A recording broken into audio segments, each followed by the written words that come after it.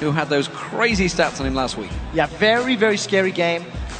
Even in games where he struggles to get going or started, he still makes very strong plays. There's the Lee Sin ban that we did talk about. It is Lolex's most played champion and his strongest champion by a very large margin. Well, Lee Sin going down, as you mentioned, Lulex. LeBlanc, we've seen him performing very well. Overpower played him. Of course, we also saw the match before that one. Twisted Fate also taken away, so actually focusing quite heavily on Fnatic's pick comps that they've been running lately. Jax and the surprise Kassadin has gone out. That does mean that Elise, Evelyn, yeah, it's going to be one of the junglers they may first pick here. Nidalee is still up. I do think those are some of the considerations. Braum as a champion as well is something that could be considered. The thing is, whatever gets locked in by blue team means two other champions go over to the side of Fnatic. So they could get the likes of Thresh, they could get the likes of Nidalee if they wanted to. But we do know that Yasuo is up as well. It is a counter to Nidalee. So a lot of mind games going on, and Gambit with a very safe first pick. Yeah, Cabochard locking in that Lucian for Fury. Fury, of course, has played with Gambit before as well. So we've seen him on this stage before. Moment Fnatic. So two choices. Will they go for the support? Thresh, of course, is available. Morgana's available. Which one will Yellow Star favor? Often it has been Morgana. It is such a difficult pick and ban phase for Braum Fnatic. available as well, don't forget. Yeah, but because they don't really know what to expect from the rest of Gambit's composition, a safe pick like Elise is probably smart. If you want to go for a support, you know, take the Thresh away to prevent that Lucian Thresh lane. That might also be an option, but then you do give up Braum. Lucian Braum is terrifying. They synergize so incredibly well. And you see Fnatic, they're running the clock down because they don't know what to pick that is like the safe, smart pick, so to speak. And yeah, even last second, swapping it out. So Morgana as a support. Yellow Star's one of his most preferred. He has played a lot of Morgana games, and in the weeks 1 through 3, he was preferring Morgana over every other champion, as he's done again, with Thresh, with Braum both being up.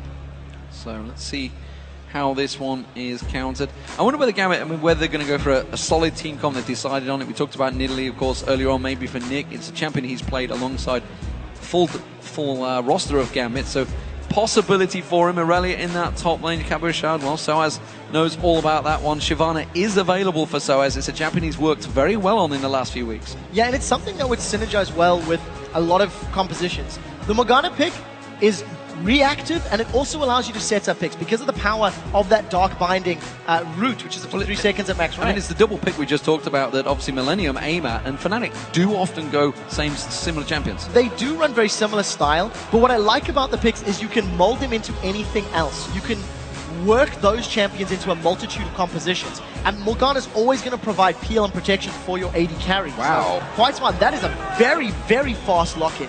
Fnatic now deciding they've got aggression for Corki, they've got an AD top laner, aggression in Aatrox, and when you combine Aatrox and Elise in terms of going forward, you've got a lot of damage already from Fnatic. Yeah, well, Nidalee was locked in by Nick, no surprises. It is one of his most popular champions. Fury not really going to be picking out that, don't think, or Teemo. But Aatrox, interesting one for Soaz in that top lane. I don't recall seeing him on it before. I'm sure he probably has, but not for a while. No, not in recent times. Aatrox was used very effectively in the previous game. But the thing for me is, this composition from Fnatic has already got a fairly well-rounded group of both engage and disengage. You've got long-range CC. You've got a lot of poke. Aatrox, Morgana, and Corki can put a lot of poke and pressure down. Also, Reckless may be looking to go for a toe-to-toe 2v2 lane because Corki can do very well, can trade evenly with the likes of Lucian. So, Zyra getting locked in as the support. We haven't seen that one for a while, that's for sure. Used to be, of course, the big flavour during the Season 3 World Championships. Evelyn, of course, he was the obvious jungler to go alongside him. We have seen Jarvan a few times today, but not this time around. Evelyn will be selected for Lolix. So there's a handful of engaged champions with that Elise, Morgana, with Aatrox jumping in, and Zyra's going to offer the disengage, but the one thing that I don't really see working is this Nidalee pick, because Evelyn wants to flank, go in from the sidelines. Irelia wants to dive into the middle of the team, and there's no peel or protection outside of one Grasping Roots and one Stranglethorn. So if Hiva is not spot on with his ultimates and with his positioning, there's not a lot of protection between Fnatic's team that can run at Gambit and the Nidalee who wants to throw spears, a Lucian from the back line. Combine that with the fact that now Ziggs is locked in for Peke, and he can throw bouncing bombs through, you know, the members of Gambit. I think Gambit have to get ahead in the laning phase, because I feel like there's more innate synergy in Fnatic's team composition once they start grouping up, once they start working together. Not exactly the pick comp we normally expect to see. The double assassinations, obviously, with the Peke going on towards Ziggs. It does, of course, mean that Gambit are going to have a hell of a hard time sieging down a turret if they get that advantage. Of course, they have got the advantage of Nidalee's spears, which we've seen many times working well. Yeah, on the same token, in order for Fnatic to siege themselves while they have great poke, Corki is an incredibly short-range AD carry, so it's very risky to go under a tower under those Zyra Stranglethorns. Well, with these particular champions, who do you think has the stronger comp of the two? And who will win this match? Send your tweets to @LOLesports and use the hashtag GAMBWin and hashtag FNCWin, and we'll check out those results shortly. These teams are both ready to go as the match loads up. Well, who do you think comes out best in those pick and ban phase? I think the laning phase can go well for Gambit if Lolex has some effective ganks on this Evelynn. The question is, do Fnatic want to initiate a lane swap to try to coordinate or control his movements? Let's realistically look at these two teams. Gambit have to win the lane phase. Yes, I mean, completely agree. The team composition they've picked and the fact that they are basically a solo queue team at the moment. They all have a lot of experience in that, so they will all be very good in that solo lane. Yes, I completely agree. And they will most likely have actually come up against Fnatic's members in solo queue. A lot of these guys are up in challenge. I managed to speak to Peke and Cyanide earlier, and they said, yeah, we actually know all of these members. We have come up against them, so we're pretty sure what we're going to get. Well, we'll have to see if they can anticipate and pick up the win in game. Here we go, ladies and gentlemen. Final game of the day here in Wembley. Of course, we have another bunch of games for you tomorrow, but right now it is Gambit as the blue team up against Fnatic as the red team. We're going to see how this one works out between them. Yeah, it's an interesting matchup, and you can immediately see Soaz has started himself off with a Scrying Orb. So because he's gone for the blue trinket, you can anticipate a Fnatic invade, and then most likely seeing Soaz backing and selling that for a different ward trinket later on. May also be taking a page out of Trashy's book, who did that invade with Java in the 4th earlier today. So may end up being a red buff trade, as Gambit has also gone for the 5-man invade. They're looking to get deep wards to anticipate or predict a possible lane swap. Yeah, identical play from both these two teams. Reverse side, Heaver putting the wards down the side. The crowd chanting that they want wards, and they're going to get wards is exactly what will happen for them. And deep wards, as you mentioned, for both these teams over and around both red buffs. Ooh, this is dangerous territory, though. Yellow Star and Reckless, and Peke, sorry. They've got vision of them. Yeah, they're going to see them. They've got vision of them all passing by. The rest of Fnatic group around there. Are they going to go for it? If Fnatic do go for a Dark Binding or a Cocoon, Fnatic are going to be aware of this. This is going to be so scary, and I don't know if either team are going to commit. Grasping Roots is more powerful in this situation because Gambit can lock up multiple members of Fnatic. And I think the wise move is to back away. Fnatic don't have vision. The Scrying Orb is available. So if Soaz wants to get vision, he can use it. And we'll see if it plays out. They're going to catch him. They're going north. They're calling on to Nick. They're going to pile on towards him. He's in trouble. Is he going to be able to get away? Flash is there. They could have gone the other way. Nick is safe. And that was only one flash used, though. That is incredible play. Flash and Summoner Heal blown from Nick. And Soaz skilled his Dark Flight, so he bounced over the wall to get the knock-up. The thing is, Cyanide needs to punish this. There's a window of opportunity. Nick is already going to be weak in lane to Ziggs, thanks to the matchup as Nidalee. And if Cyanide can come around and get a good repel gank going, that could be a very strong opening for First Blood for Fnatic. So, everybody sets themselves up in lanes, and it will be 2v1s, it seems. Or will it be? Let's see whether the buddy system, which is working out right now, Soaz and Cyanide in the jungle of Gambit. Gambit, of course, have done the exact same up in the top half of the jungle, but they are now separating. So, 2 AD carries, separate lanes. Reckless and Yellow Star down that bottom lane. And meanwhile, Fury and Heaver up in that top lane. So, impressive. The fact that they are, of course, a solo queue team, effectively. They are doing identical tactics to the team that is probably the most experienced in Europe right now. Yeah, it is something that when you're at this level of play, you can watch and you can understand and you can talk about the mechanics of how you're going to open, work those first few minutes. Other than the fact Nick had been jumped on, there's no other pressure from Fnatic on Gambit. So, no strategic decision-making yet between the teams. And I really want to see how Lolex is going to impact these lanes, considering Fnatic have gone for standard and it's Gambit that have opted for the lane swap, meaning they may have telegraphed potential dives. It does look like there's pressure in mid onto Peke, and he has some support. 3.5 minute Dragon coming up. It looks like you can see Fnatic all moving for it. Peke should be able to hold out this wave in this mid lane. There's going to be 4 members of Gambit in that mid lane area right now, but as you can see, the Dragon is going down slowly but surely to Fnatic. Taking a little bit, they're kind of kiting this one badly at the moment. Yeah, that's a level 2 Dragon. They're trying to juggle the aggro, doing a decent job there actually. The last few auto attacks have been mostly dealt with. It does look like it's going to get secured.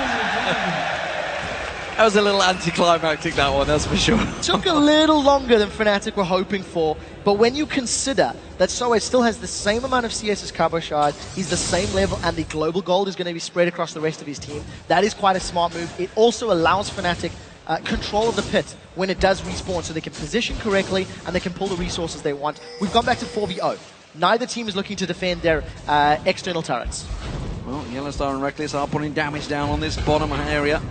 It is pretty even between the two AD carries when we finally see them meet up. Really, the mid lane is the one we want to focus on, though. We can see actually the jungle pairing, Cyanide and Soaz, close by. Remember, Alliance, of course, did this against Jesus. They managed to catch him out. Nick did burn that flash early on, so he hasn't got it available to try and get out of this one. We'll see. That minion wave will delay this one, that's for sure. Yeah, it definitely will. Yellowstar's going to join that. I mean, this is going to be a 4v1 in the mid lane. They could flash Dark Binding, flash Cocoon, anything they want on him right now. He's got no escape on this one. He's just going to have to run north. Cocoon does land. He gets bounced in the air. He's in all sorts of trouble. It's a simple first blood for Fnatic. That is a very, very strong play. Flash Cocoon from Cyanide at near max rank manages to connect. Fnatic are doing something quite unusual for them as a team. We don't see them roaming around as 4 members at the 5-minute mark. So very intelligent play. They're probably getting underneath Gambit's skin, and very importantly, they're accelerating the rate of the laning phase. By Fnatic forcing Gambit's hand, they are ensuring that the team-based decision-making of their team is one step ahead of Gambit's potential team play, because of course they are a group of mixed players coming together for this weekend. So some solo damage in that top lane. Fury has managed to put himself up there, but Soaz teleports quickly up there and defends it off. We are still seeing the top laners going against the AD carries at the moment. Yellowstar very deep on his own there, but he had the confidence because they had the vision to be safe around that area. Cabochard in this bottom lane is about to get the help of Fury and Hiva. Is he going to back off, or are they going to try and make a play before he goes? Yeah, I'm not sure. With the Black Shield and the fact that Corki should have Valkyrie, it should be safe for them to get away. The one thing I do want to highlight, though, is with First Blood and Soaz, the Dragon Gold as well, he's gone back to lane at 5.5, 6 minutes with the Giant's Belt. This puts Cabochard in such a difficult situation if or when he eventually goes for the 1v1. But for the time being, it's Fury that's left up there to farm against Soaz. And I think the Giant's Belt will definitely allow him to remain in lane and be more relevant. You can see by having twice the amount of CS already. So the mid lane is really the big difference between the two. Peke, 20 CS advantage over Nick. That's a problem. Nick, of course, the only standing member of Gambit's official lineup, and there's a lot of pressure on him, I feel, to perform in this one, of course, against Peke, and a champion that he knows very, very well in the form of Ziggs. No surprises, honestly. You know, Nidalee is going to take a little while to get farm going this early on. Yeah, Nidalee is a champion with a mid-game power spike, so your laning phase is not necessarily the greatest, but once you get a few items, you can land some very, very strong javelin tosses. The problem is, Gambit are already 2,000 gold down at 7 minutes, and Fnatic are ahead in top lane CS, ahead in every lane CS barring jungle. It's alright, guys. You can blame Unso, the cameraman, for not showing that last one going down there. Red buff will go across to Lolex, and at the moment Gambit are keeping up just around about. Fnatic are, of course, in the lead in gold. Lolex going to try and sneak around. He's on towards Peke. Can he get in there? Satchel charge instantly down, and he's free. There's no CC there, so even if Lolex had wanted to make something happen, Peke still had flash. You've seen he use the satchel charge. That was always an optimistic gank, but it could more likely be putting pressure on Peke to allow a safe blue buff, and also just to back up Nick. Nick has been playing catch-up since he got jumped on at level 1. and is struggling. So that power spike of Nidalee is going to be delayed. Reckless is going to return this time to the bottom lane again. Ooh. There is a strong position. Blue buff miscalculated there. I think the poison tick must have done it. The cyanide there. I don't think it was a basic attack, but small misplay. Considering Pekka's already got a fairly sizable lead, that's not the end of the world, but what it does mean is it's going to be a little more difficult for Pekka to accelerate this lead. He can't punish Nick quite as hard as having that blue buff available. And Yellowstar and Reckless doing a good job of shoving that bottom wave down. That tower's very low HP, but don't forget that Soa's in the top lane is also defending Fnatic's tower, which is also at low HP. Well, Pekka uses the Mega Inferno Arm, clears the wave, goes back to buy. That could be the Athene's Holy Grail. I'm not sure if he's got quite enough gold to complete that one. I don't believe so. No, he's going to go Sorcerer's Boots instead. Reckless and Yellowstar down this bottom lane. Reckless squeaking out a lead. Cyanide sneaking in towards the bushes. We'll see if he goes for a gank. Because Dragon's up in 45, yeah. Cyanide's looking for a gank on the bottom lane. Get a kill, get pressure, or get the tower. And as soon as Gambit on the retreat, it's going to open the objective. Lolex, I think, has read the situation well. He's going to be in place to counter gank, and he does have Agony's Embrace available. Oh, Yellowstar. Yeah, very early Black Shield. There's a window. If Gambit wants to go in, they could. Heaver spotted it, put the seed straight down on top of the two of them, pinged it instantly out there. Just why Black Shield expected that grasping roots to land towards him. Didn't go for it, instead they back away. Lolex also cancelling, you can see, not spotted out by the ward. Not sure why. Just not enough range on that one, I believe. So, numbers advantage to Fnatic. They're going to be moving to the Dragon Pit. Indeed, Dragon's up. They knew Lolex recalled, moved into the lane, didn't make anything happen, and Fnatic... Oh, the Collins not quite there, though. That's actually Peke that secured it. The smite wasn't used by Cyanide on that Dragon. Yeah, panicked a little bit, maybe. But Soa's made it down, walked all the way from the top lane, burned his teleport to hold off the tower, and Fnatic just growing the lead. Very focused play, concerted effort from Fnatic. Yeah, to shut Gambit down, to force Gambit's hand in this laning phase. And I think it's very smart to ruffle Gambit's feathers and make life a bit more difficult for them this early. Yeah, there's a gap opening up between the two top laners, despite the fact they've not faced each other yet. They are about to in the river, actually. Cabochard and Soaz just crossing their paths, and Soaz is actually heading south. There's a 2-level difference between Cabochard and Soaz, because Cabochard isn't sharing experience with Kiva. Now, he did just hit level 7, so Soaz will have a minor advantage for this next point or two, but 20 CS difference. He's still got that Scrying Orb. You could argue the effectiveness of it, but he hasn't been under pressure either. There's been no gank attempts in the top lane, so he hasn't needed a yellow or a red trinket. And Fnatic are just doing very well. They've fought out this early game, and they put Gambit on the back foot. The ward just timed out in that bush there, although they're instantly pinging it, saying probably someone... Oh, there we go, just past the ward in the red area, so spotted him out. So they are aware of Cyanide's position. That means, of course, it frees up either the bottom to try and make a play between themselves. Both on identical builds. Actually, the AD carries down that bottom lane. 117 CS Reckless with that lead still. They are finally facing off against each other. Dark Binding lands. It goes on to Heaver. And we are going to see Reckless going back. Soaz going aggressive on Cabochard. Can dive. He has got that Bloodwell available. Actually, that's interesting. Both of these top laners use their ultimates. And I would dare say Cabochard comes out a little further ahead. Lolex has got Agony's Embrace. Does have Flash. They're going in. Oh, we're going to see Lolex come around. Doesn't fully commit. Lolex has not been seen yet, so he's actually trying to bait Soaz here. See if he can draw him closer. Lolex, for some reason, does not want to go for this one. So it is difficult to lock down that Aatrox with Darkbite and with Flash. Even if Lolex had jumped in there with that Agony's Embrace, those are two abilities that are not affected by the movement speed slow. He can still clear the distance. So I think Lolex probably evaluating the likelihood of finding the kill is low and decides to bail out, decides not to commit to it. But I mean, just look at the item advantages. So as with the Giants belt, Reckless has got himself a Bloodthirster already at 12 minutes thanks to solid CSing and 2 Dragons under his belt. Dragons, of course, worth less at a lower level, but when you got 2 of them, it helps you get that item breakpoint significantly earlier. Yeah, Cabochard, on the other hand, couldn't afford the Phage when he went back there. Meanwhile, so as you can see, got himself a Bilgewater Cutlass, so he is going to be much stronger, I believe, when they face each other a second time in just a moment. Yellowstar Reckless down this bottom lane, up against Fury again, trying to land those dark bindings. Hasn't really been too successful. But if they do land, you feel free that they will pile in towards it. Lolex just off the side there, and looks like Picky is going to go for round 2 on the blue buff. Yeah, so Lolex is doing a decent job at farming the jungle. He's got a healthy... there we go, gets it this time. Healthy advantage over Cyanide, but you can definitely say that his gank attempts have not been anywhere near successful. Evelynn as a jungler definitely needs a few items before she hits a real power spike. And considering how important Evelynn will be in terms of these flank maneuvers and needing to pull threat away from Nick and from Fury, I think there's a lot of pressure on Lolex this game, because if he is not a scary Evelynn, then Fnatic are just going to ignore him and run straight to the squishy carries of Gambit. I guess you get the leader of the Avengers if you combine the two. We'll have to see if he can do that.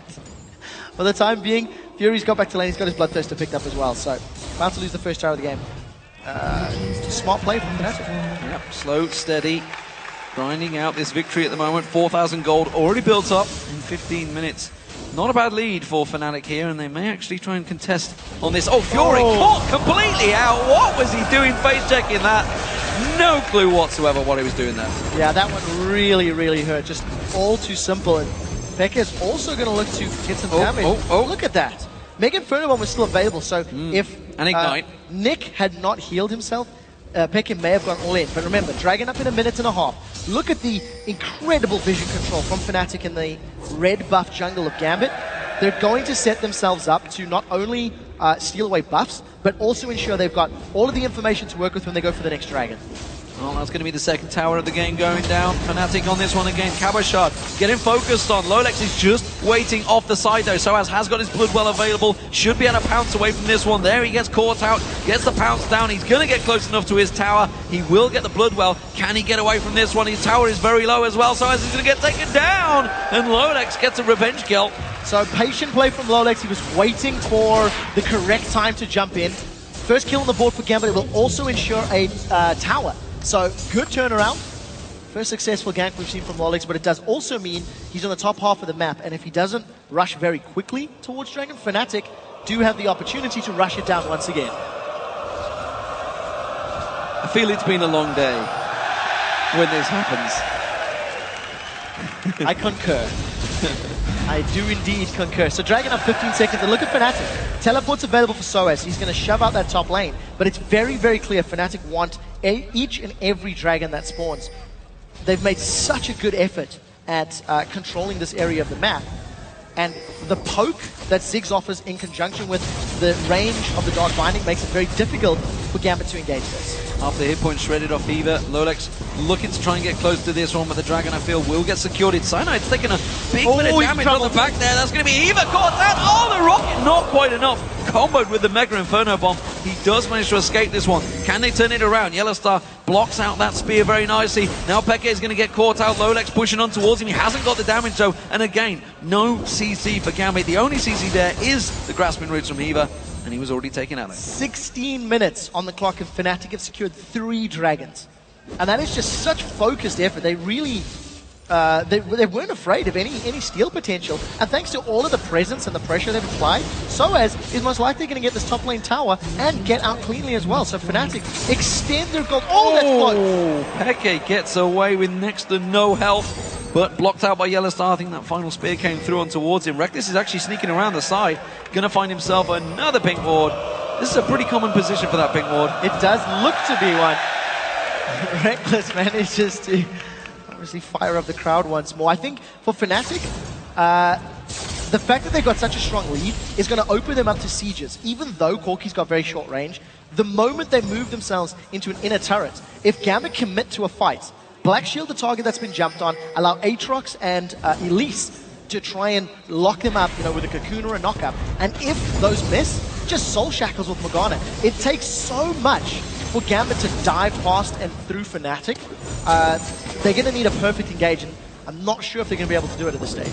Well, see Fnatic going to try and start sieging this one down. They're doing good zone control with those mines off the side. It stops Lolex from coming around. He's going to try and flank in towards them, on towards that tower, but again, not able to get close enough the minute they wind off. That's next second set of mines thrown straight in. While this is all happening, Soaz and Kabashad are continuing their single duel, their single player game in this top lane. And it's Soaz that's coming out ahead. Sunfire Cape completed. Got the makings of that Blade of the Ruined King. He's got a very big CS lead. I mean, Trinity Force hasn't even been completed yet by Kabashad, so he's gone for a damage build. And if Kabashad tries to commit to a team fight, he will get just shredded down super quickly because of the damage sources from Fnatic. Well, full invade now on for Fnatic. Blue buff's going to get taken away. Peke will have that one happily. Reckless took down half the hit points almost off that inner turret as well, while Gambit were haplessly defending in the mid lane. Big advantage in gold, starting to stack out now in favor of Fnatic, as you kind of expect in this game. I think so too. You know, Fnatic, of course, been playing together for so long, and I dare say their decisiveness in this early game is the most impressive I've seen of them arguably all year long. Because even when they were winning in the beginning of the spring split, it was thanks to outplaying their opponents in laning phase, not by forcing objectives and forcing movements from their opponents. And this time around, Fnatic have just guided Gambit around the map, saying, we want to kill you here, we want to take this objective, and they haven't given Gambit a chance to react or create their own opportunities. So as returning back to the top there, Trinity Force completed by Kabashad, so see how he can compete with Soaz, who is a level ahead, got that blood well back available, and again, Lolex trying to make his way up here, but he's going to pass a pink ward, he's going to get spotted out, and Soaz may actually turn aggression towards him, quickly dashes away, will get slowed down, Soaz in trouble, it's just going to teleport away, they've got no CC, Bloodwell managing to get the damage down, he's in trouble, he's going down from this. Yeah, there's nothing you can do about it. What can Fnatic do elsewhere on the map? They're pressuring middle, they look to be moving bottom lane as well, Reckless may come up, so a little bit of damage in mid turret, and a good gank by Lolex onto Soaz. Nick doing enough work to keep Peke and Yellowstar away from that middle turret. Reckless rotating around alongside Cyanide. Cocoon lands onto Hiva. They don't follow through with the damage. One singular rocket from Reckless doing so much damage, shredding down that health. There is a big problem for Gambit right now. Not just Fnatic's trinkets. There's 2 Scrying Orbs and 3 red trinkets. So they definitely want vision control by denying Gambit. And the way Fnatic have continually grouped up and moved through Gambit's jungle, those Scrying Orbs is going to ensure when they go for those 3, 4, 5-man invades, it is a safer move. It is a safer play. And it is something that they have done very effectively all game long. Yeah, wards continue to fall. Dragon respawns in a minute, so hopefully we can see Gambit attempt to steal another dragon. This time there's more ability power in Nick. So at the very least, the steal potential continues to grow as Gambit get more damage. So Blue Buff goes back across towards Peke. Yellowstar, ooh, nearly catching Nick with the Dark Binding. You know the ward falls. I tell you, one of these days we're going to get a little counter in the corner to see how many of these do drop back and forward. It's something I request every time they ask me. Well, we'll see. Oh, there's so many wards and shots. Yellowstar's in trouble. Oh, that's a good culling from Fury. He could have followed through. He defended the ward. That was the most effective culling. See, defended the ward. Well played. Strategic move. Unfortunately for Gambit, it means the culling's not going to be available for the dragon attempt in a moment or two. I think our spectators are actually trolling the audience at this point in time. And it's just complete control from Fnatic. I mean, at any point, Fnatic decide...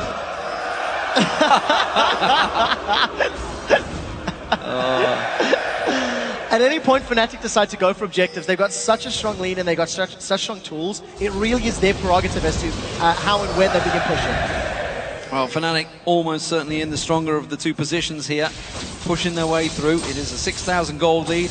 Kabashad pushing hard and fast in that top lane. He wants to get some damage down on towards that top turret. I wonder whether Peke is going to maybe throw that Mega Inferno bomb up there to clear out the wave. He's kind of half-heartedly between the 2 at the moment. It looks like he's going to go for an engage in this mid lane. And again, Yellowstar taking a bunch of damage. Has to back off. That top turret's going down. Yeah, the jumping tosses have been very good from Nick.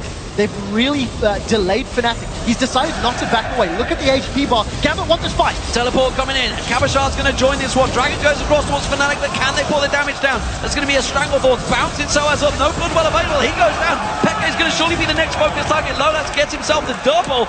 And Gambit actually trying to back away from this one. They could turn and fight. What are they doing? It's a 5v3. Now the damage from Fnatic is still up because Peke and Reckless were relatively untouched during the course of the fight. If they had stuck around, it could have been a difficult situation. There's no tanky stats on Cabashot.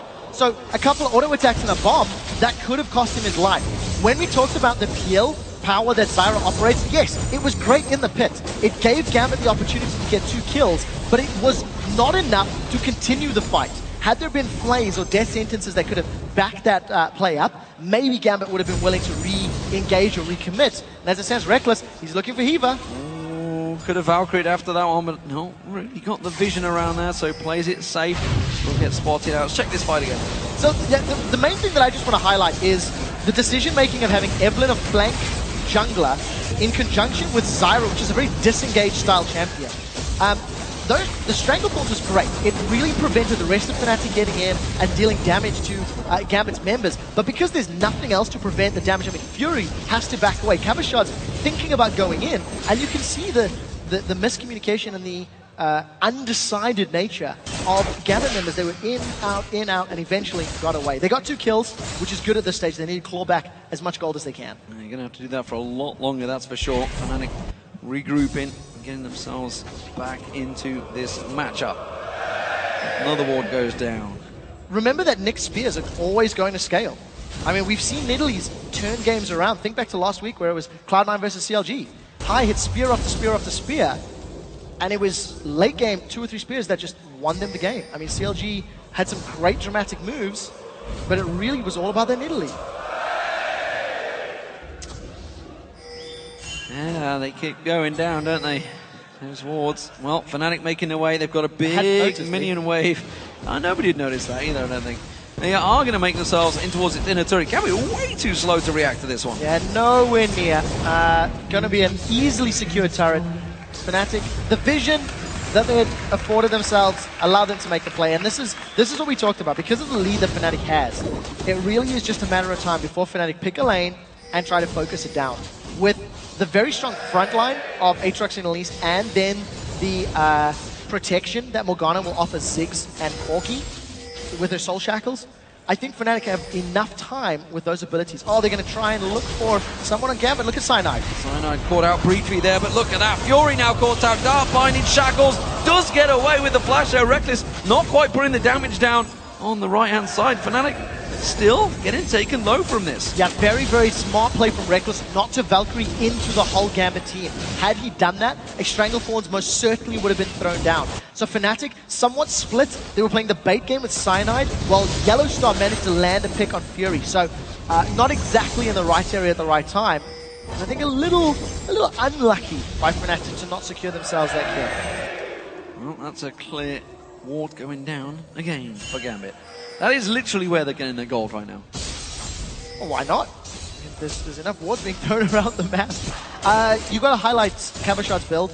He is working towards himself, that Zephyr.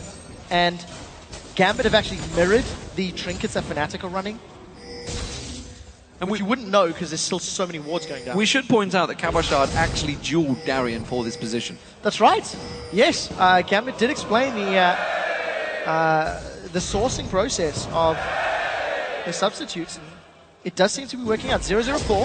Cabashot's doing well, but he's going for that split push build. He's going for the dueling 1v1 build, and he's got no tanky stats still. So I do feel that if Gambit pick fights, like bigger groups, 4v4s, 5v5s, Cabashot may just get instantly bursted out. At the moment, Fnatic, again, trying to create a position, but they definitely seem to have hit a brick wall here. They've not made really any plays in towards Gambit's territory for a very long time. They're not able to keep the top or the bottom wave cleared because every time that top's pushed in, Cabashot clears it back out.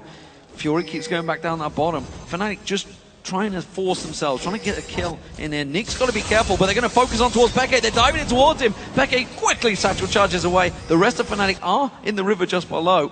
Very effective. Good job, but Gambit didn't follow there. Very effective rubber ducky from Peke, gets him out safely. But this is actually something we see a lot from LCS teams in Europe, is the inner line of turrets is the most difficult to break through because we don't necessarily, as a region, have the strongest division control. So, good binding, but again, the rest of Fnatic are a little bit split up. They're trying to push middle, they're trying to push bottom.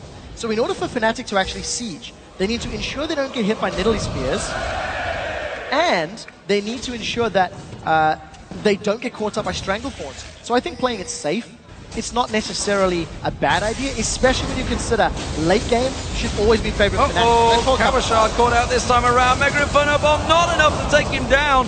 The rest of the team taking some serious damage. SOAS just around the side, clearing out another ward. That will be the middle turret, I feel, going to go down in a moment if they choose to actually tank the down. Oh! Nick Spear finds Peke. Manages to connect. Gambit 5 kills to 2. They are well ahead of Fnatic when it comes to securing kills, but they are 5 towers to 1 down. Now SOAS is the next target. Oh, Dark Binding not going to land on Lolex. He's going to try and collapse on towards him, takes a chunk of damage, so now he can't chase. Pink ward may be in jeopardy, and the dragon actually is spawning in a couple of seconds. Oh, Heaver caught out. Reckless could go aggressive on this one. Does try and catch on towards him instead, having to use that black shield to protect him. Gambit teleporting in. There are 5 members going for Dragon. Oh, that's great play from Kabashard. He sidestepped the Blades of Torment there from SOAS. Now with Dragon under their control, they should secure this, and they can turn for a fight. Great counterplay from Gambit. First Dragon, remember, Peke is not with him. Yellowstar's going to get focused on Lolex, goes deep on this one. He's going to get caught out. He goes down. It's SOAS with the kill. Willie's going to get towards SOAS. The passive is gone down. He's going to get caught out. Cyanide taken out by Nick. SOAS goes down as well. It's Heaver that picks that one up. And that was a 2-for-1 and the Dragon for Gambit. Gambit are not out of this game because they do have the ability to find picks. I talked about how Yellowstar on Morgana can provide appeal and protection, but he put the Soul Shackles down far too early. Take a look at the engage here. Lolex goes very deep, and for a moment you think he may have bitten off more than he could chew. But that Agnes Embrace shield did give him a fair amount of HP to work with, and this is where I feel Yellowstar made a mistake. When Lolex was up there, he popped the Soul Shackles, so now when Gambit are running forward, that threat of the stun from Soul Shackles is not there, and that has allowed Gambit to run through, grab the second tower of the game, and that big gold lead from earlier becomes smaller as the game progresses. So just 7,000 still, actually technically 6,000 between the two teams. Gambit with their second turret of the game in that mid lane. That's going to expose Fnatic a little bit, take some of their vision away, that's for sure. And actually, if you look at the map, a lot of vision for Gambit rather than Fnatic, which is something that hasn't been happening, which is why, if you look at the inventories of all Fnatic, they have stuck themselves out a chunk of wards. Yeah, a real huge amount. It's actually what Fnatic have been doing the whole game. They've really had a lot of vision, especially in Gambit's red buff area. They've really put such a focused effort in that Dragon control, and up until the Dragon a few minutes ago, they had been playing very well. But that brick wall that Fnatic seemed to hit about 10 minutes ago is now becoming a little scarier, is now becoming a bit bigger, because there's a death cap on Nick. He's working his way towards a Void Staff. We've already seen how much damage his spears were dealing before he had that death cap completed. Well, I thought SOAS may get caught out there. Cyanide clears out some more vision. The rest of Gambit are moving in and sweeping out the river in style. Only in style because FNC Arena is behind them. Dark Binding doesn't land. A lot of style points for those. Oh, hello. Fnatic going for this one. Heaver's caught out. He's in no trouble. He's not going to get away from this one. Stranglethorns will go down, but really zero effect off that one. So a simple kill. Fury now caught out. Oh. He's going to get locked up. He has to get out of there. Fnatic, though, they're taking a bit of damage back towards them. Nick with those spears still doing work. Yeah, very important spears onto Yellowstar on the back line, and then of course Cyanide, being forced to repel away from that Stranglethorns. There is good damage onto Nick with Reckless getting closer to his Infinity Edge. You've seen how much burst just the auto attack and the rockets are dealing. But unfortunately for Fnatic, they're not dodging enough spears to have the poke advantage at this stage in the game. I wonder right now for Fnatic just how much of that decision making, they're questioning themselves after that last Fnatic Alliance game, of course, where we saw earlier on their decisions. Should we stick? Should we stay? And at the moment, they seem to be questioning themselves when these fights come around. A lot of pings around that Baron area. Clearly, a lot of discussions going on about how they should clear out the vision. Gambit have full vision control over this area right now. They've got single ward in that back of the Baron, one ping ward just off in towards the top of the river. And Fnatic are very concerned about this Baron right now. So the vision is even more important for Gambit, especially when looking around big objectives, because they need to ensure they're not being flanked with Nidalee. They need to throw the spears down. In addition, if they have proper warding around objectives, it buys time for Lolex and Kabashard to either go very aggressive or find the right angle in. So for me, Fnatic's vision is great, but they can get away with slightly less wards because of the slightly more synergetic champion choices they've gone with. Whereas for Gambit, as we said, they need to make sure they have the right decisions. And those spears from Nick have been doing great work this game. Yeah, they keep on finding their targets. Only really takes one or two, and as the game continues to progress, that spear will get stronger and stronger. Gambit keeping the waves cleared once again. No pressure on any of the waves actually from Fnatic, despite the fact that they've got a Ziggs. You know, Mega Inferno Bomb is available. May well have to be used here. Gambit are going to keep on pushing for this tower. I don't think they're going to get in towards it to get too much damage down. And Fury will get possibly a couple of double taps on towards it, which he will. But that is a lot more than you would expect if you saw the first 20 minutes of this game. Yeah, I completely agree, and I actually think it's very difficult for Gambit to siege against Fnatic because of just how incredible Fnatic's wave clear is. They've got AoE damage from every single one of their champions, and most of it is fairly long range. So they can actually clear waves very effectively. Gambit, on the other hand, they are going to be relying on Aurelia's ultimate and on Lucian, and arguably Zyra for most of their wave clear. So Fnatic, I think, they could have attempted to punish their lead earlier, punish their lead over Gambit earlier, but as it stands, we're evening out the game. That 6,000 gold is significantly less worrying now that we're 20 minutes later. We'll continue to see Gambit stalling out. Fnatic just haven't broke through at all. They took that one inner turret down that bottom lane and the middle lane, so they have got close to the base. Oh dear, Cabochard caught out. This time around, I don't think he's going to go away. Flash comes out, Reckless is in there. Straight away knew he was in trouble. Valkyrie used from Reckless. That is maybe the can opener that Fnatic needed to try and push through Gambit. Yeah, I think it might be. The burst damage from Reckless is very, very good. And you see how quickly they just melted through his HP. That in conjunction with Elise's upfront burst definitely works in their favor. They want Lolex. And they're going to find Lolex. The cocoon lands, but the follow-up is not there. He will step away, but with that top laner down, he will be up in 25 seconds, but I'm not sure if the Baron will be there. This couple of spears could delay this. It's all on Nick. Nick needs to land perfect spears in order to prevent. Look for Strangle Thorns in the pit. It's going to be much more effective. It looks like Gambit, they want to go in shortly. The Baron down to what, 3,000 hit points. Strangle Thorns is going to go down. Who's he going to catch on towards? Yellow Star in there. Baron picked up by Fnatic. They're going to turn on towards Lolex. Lolex goes down. Reckless picks that one up. Heaver's going to be focused on towards now. Soaz catches on towards him. He desperately runs away from this one. He's going to drop down. It's Reckless with a second.